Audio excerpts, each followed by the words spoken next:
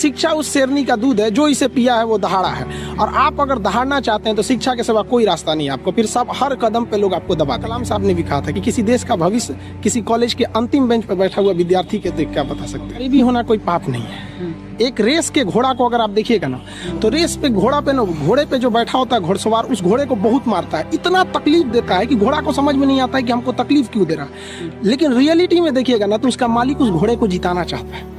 तो उसी तरह हमारा मालिक भगवान है। अगर हमें गरीबी दे रहा है, तकलीफ दे रहा है ना, तो आप इससे घबराइए नहीं। वो मालिक हमें जिताना चाह रहा है, और आप रेस छोड़ के भाग जाइएगा तो क्या करेगा? वो तो आपको जिताना चाह रहा है।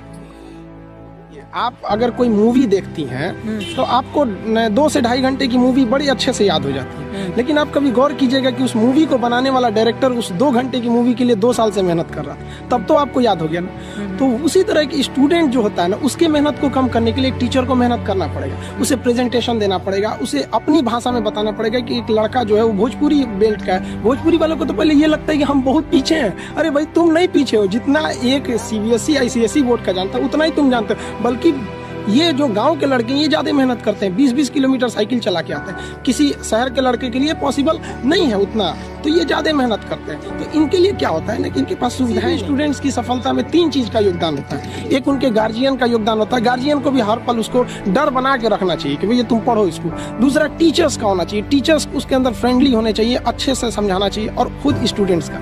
अगर ये तीनों का संयोग हो गया ना, तो दुनिया में ऐसा कोई चीज नहीं है जिसे जीता नहीं जा। जिस दिन हिंदुस्तान का लड़का इस एनर्जी के साथ स्कूल में जाएगा, जिस एनर्जी से वो सिनेमा घर में जाता है किसी मूवी को देखने के लिए, उस दिन ये देश बदल जाएगा। और ये पक्का बदलेगा, ये मेरा पूर्ण विश्वास है। थोड़ा वक्त लगेगा, लेकिन ऐसा नहीं है कि बदलेगा नहीं। पढ़ाई इतना दिलचस्प चीज होता है ना कि आपको 1 घंटे का क्लास कब खत्म हो जाएगा पता ही नहीं चलेगा, बशर्ते टीचर्स उस माहौल में देखा। देखिए, पढ़ाई की 2 चीजें होती है। एक टीचर जो होता है ना, वो तो पढ़ लिया, उसका लेवल बहुत ऊपर है, और जो स्टूडेंट है ना, वो तो अभी शुरुआत कर रहा है, तो उसका लेवल बहुत नीचे है। बड़ा अंतर होता है ना ये 2 चीजों में समन्वय बनाना। जैसे सुई में धागा डालना, दोनों को एक लाइनर होना जरूरी है, तो ही जाएगा। इसलिए क्या करना है कि टीचर्स को अपने लेवल को थोड़ा सा नीचे लाना। उसके लिए आसान है टीचर को कि भाई जो समझा रहा है बड़े लैंग्वेज में, उसको देहाती लैंग्वेज या नॉर्मल लैंग्वेज में समझाए, अपने लेवल को थोड़ा सा नीचे।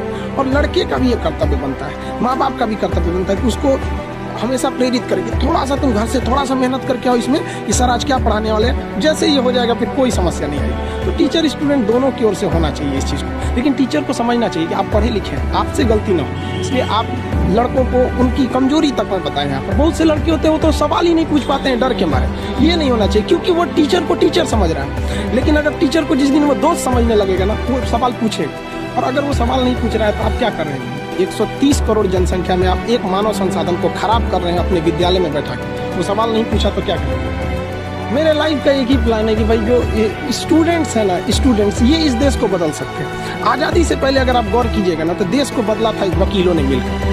आप चाहे वो महात्मा गांधी को उठाइए, जवाहरलाल नेहरू, मोतीलाल नेहरू, या भीमराव अम्बेडकर साहब, सरदार पटेल, या जितने भी हमारे स्वतंत्रता सेनानी रहे, तो ज्यादातर लोगों ने वकील थे उस वक्त में। लेकिन अभी की जो दौर है वो युवाओं के हाथ में, स्टूडेंट्स के हाथ में। अब युवा अपने अधिकार के लिए आप दबिए नहीं, आप दबेंगे तो दबाएंगे। और आप पढ़े लिखे होकर दब जाएंगे तो फिर एक अनपढ़ को कुचल दिया जाएगा, उसको दबाया ही नहीं जाएगा।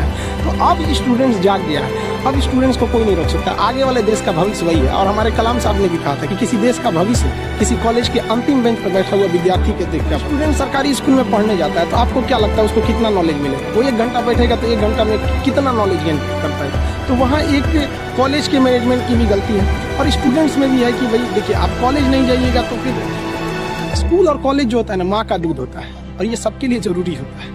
ये जरूरी है, वहाँ उनको भी समझना पड़ेगा। और गार्जियन के भी अंदर भी एक नैतिकता आनी चाहिए। और स्टूडेंट की जो सबसे बड़ी खराबी क्या है ना, उनके अंदर इच्छा है कि हमें कुछ करना है, उनके अंदर शौक है कि हमें नौकरी पाना है, पढ़ाई करना है, लेकिन उनके अंदर डर नहीं है। और ये डर बहुत जरूरी चीज होता है। किसी भी रिलेशन को बनाने के लिए ना, डर, जरूरत और इंसानियत ये बना रहना जरूरी है। तो टीचर के अंदर इंसानियत होना चाहिए कि भैया हमें लड़कों को पढ़ाना है। लड़के के अंदर जरूरत है कि अगर हम पढ़े लिखेंगे नहीं, आगे नहीं जाएंगे तो हम कोई अच्छा काम नहीं कर पाएंगे।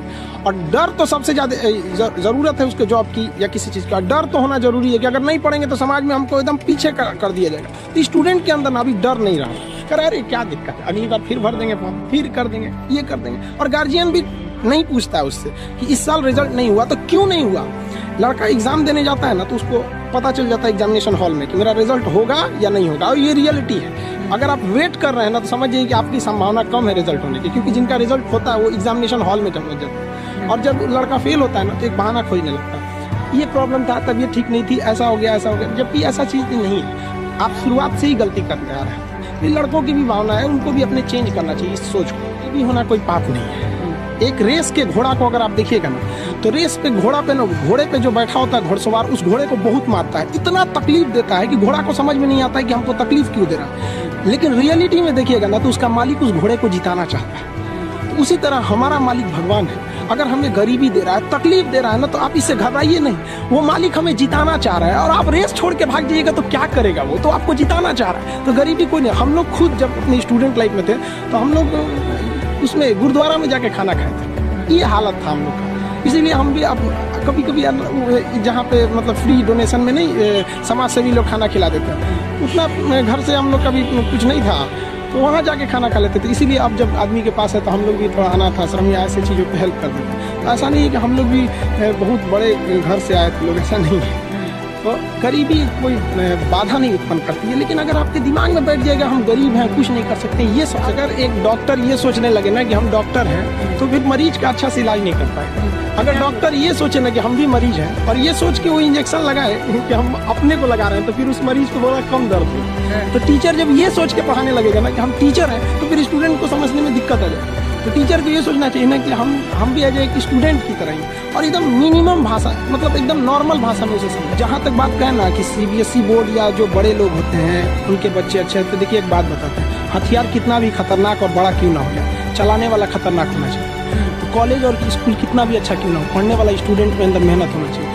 हिंदी मीडियम वालों के अंदर मेहनत ज़्यादा होता है, गाँव के लड़कों के अंदर बहुत मेहनत होती है। उसके पास पसीना होता है ना तो एसी नहीं चलाता है, गमछा से मार लेता है पसीना, हाथ में रुमाल बांध लेता है कि पसीने से कॉपी न भीगे वहाँ पर। उसके पास तकिया नहीं होता है मोड़ने के लिए, हाथ मोड़ के लगा लेता है तकिया, वो पड़ता है सुबह उठ के। तो ऐसा नहीं है, उनके पास मेहनत है, वो बहुत मेहनत करते हैं। लेकिन उनके साथ सबसे बड़ा कमी क्या है कि आज से 5 साल पहले उनके पास कोई ऐसा साधन नहीं था कि उन्हें अच्छे टीचर मिल सके। अब तो डिजिटल ही हो गया। ये सबसे फायदा हुआ है गाँव वालों के लिए कि आप डिजिटल, आप गाँव के किसी कोना में बैठ के इंडिया के किसी टीचर से पढ़ सकते हैं। ये सबसे बड़ा फायदा है। और अमीरों को यहाँ पहले बेनिफिट मिलता था कि जो गाँव का लड़का है, बिहार का है, यूपी का है, उड़ीसा का है, गाँव का परिवार, वो दिल्ली जाके कैसे पढ़ेगा? अब कोई दिक्कत नहीं है, आप एक नॉर्मल मोबाइल लीजिए। गाँव से इतना बड़ा है, आप 135 करोड़ आबादी में आपको चेंजिंग देखने में बड़ा समय लग जाएगा इसमें। लेकिन हाँ, चेंजिंग आई है, लेकिन इसका भी सदुपयोग करना पड़ेगा। अब आप देखिए कुछ लोग फेसबुक पे उल्टे सीधे पोस्ट कर देते हैं, समाज में सौहार्द बिगाड़ते हैं। तो ये लोग तो उसका डिजिटल क्रांति के लिए तो आप समझिए तो गड्ढा खोद रहे हैं उनके लिए। तो ये उन लोग के लिए ऐसा नहीं है। बट स्टूडेंट्स अभी भी जागरूक है, लेकिन वो बहक